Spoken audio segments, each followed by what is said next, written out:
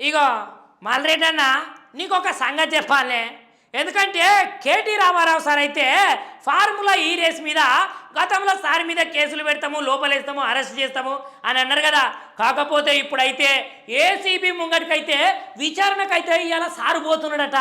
ఇక ఇట్లా పోకుండా సారు ఏమని మాట్లాడుతున్నాడంటే, ఇగో మీరు ఎన్ని కేసులైనా పెట్టుకోర్రి, మీరు ఏమన్నా చేసుకోర్రి, మీరు ఇచ్చినటువంటి 420 హామీల మీద గట్లనే 6 గ్యారంటీల మీద తప్పకుండా మాట్లాడతాము. తెలంగాణ ప్రజలకైతే కళ్ళకు కట్టినట్టు చూపించుకుంటా అవగాహన చేసే ప్రయత్నమే చేస్తున్నాము. అయినా కూడా ఏ తప్పు నేను చేయలేదు, సిబిఐ విచారణకు నేను పోతా, కడిగిన ముత్యములుగానే మళ్ళీ బయటకు వస్తా. కాకపోతే మిమ్మల్ని ఇడిచిపెట్టేదే లేదు.